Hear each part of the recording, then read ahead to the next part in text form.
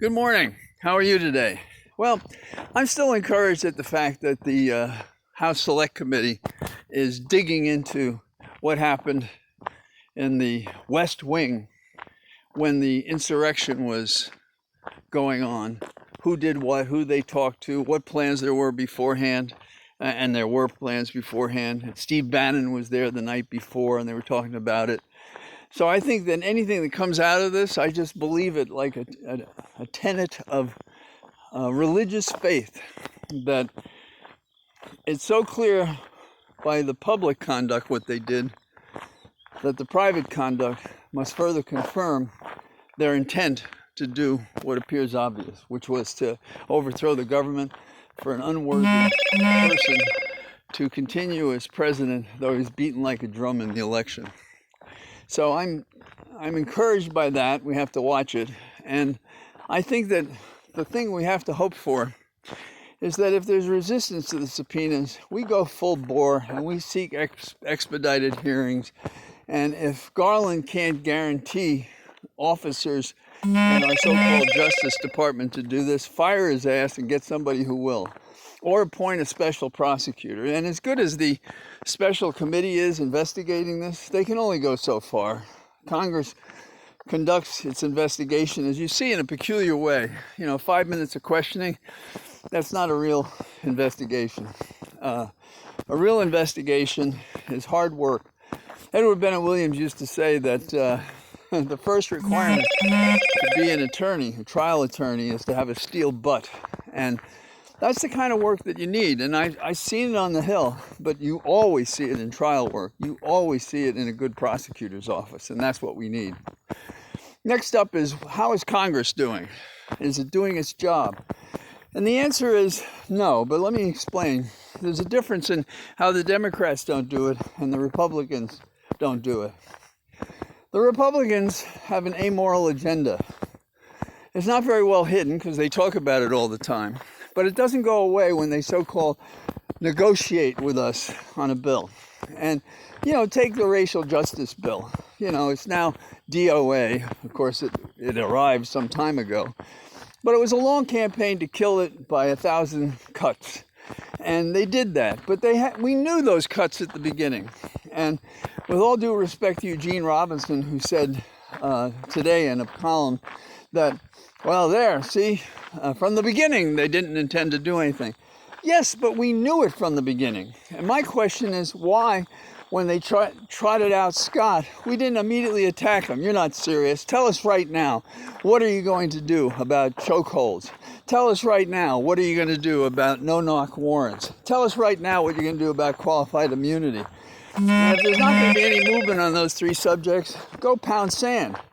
And we'll try to find a way to break the damn 60-vote supermajority so we can serve the constituents who demonstrate because they get no recourse in the law or in Congress, and that can't stand.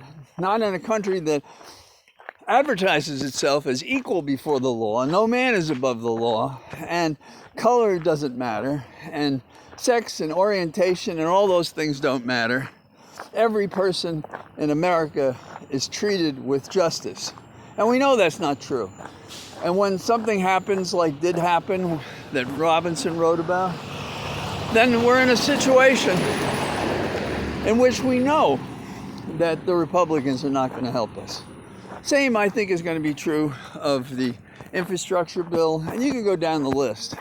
And look, if they're prepared to sacrifice the health of the nation on the stuff by telling people not to vaccinate themselves, and if they're prepared to let the government fall off the cliff by not, increasing the debt limit or writing a continuing resolution to keep the government going, how can we possibly negotiate with them? And how can we overlook the fact that these are the guys that were allied with the insurrection to overthrow the government in the first place? And anybody who moves an inch away from that gets a primary opponent or bad committee assignments, or like Miss Cheney, you get driven out of your leadership position because you dared to have an independent thought that what Trump did was a crime. So, where do we stand? we have to say this to our representatives and say, look, we're not stupid. We know what you Democrats are doing or failing to do, which is to fight, because you keep talking about this nonsense about bipartisanship led by Biden, and that's fine as a goal, but it's unattainable. Dream the impossible dream? Well, that's more certain, because the platonic idea that drives us to accomplish something, to make America better, to build better, best, those things are great goals. But you have to do them. You can't just talk about them. This is not a movie in which we see it and we have a good feeling and we leave the theater, and then what do we have? Cotton candy, nothing, nothingness, just sugary stuff. We need to actually accomplish something. And if you do, we'll win the midterms. And if you mince words and pretend things are better than they are, you're an adjunct to the Republican conspiracy to mislead the nation with disinformation and lies so that they can be in power, so that they can take over the Congress, so they can get one more seat in the Senate, so that Biden will not be able to do anything for the last 2 years of his presidency. So talk it up. Tell them we know what's going on. So talk truth to us. We talk truth to power. Power should follow the truth. And that's not happening. So that's all I got to say today. I got it out here, and my teeth are better today. And the 2 meds I took yesterday got me through the night. And well, it's the Irish curse to have teeth that need repair. I can't tell you why. They were handled poorly when I was a kid, I guess. We didn't have any money for this stuff. So, be well, and I'll talk to you tomorrow, and maybe they'll do something really good this afternoon in the House or in the nation, and I hope so, and I know some are trying, and we've got to lean on them. I'm still glad every day I get up that Biden is the president, because any of the problems we have, they may not be ordinary problems. They're huge problems, but we have a man in the White House who I believe at his core is a man with a soul, a man who cares for America, and a man who wants to do right by us, not like the Republicans. All the best. Bye-bye.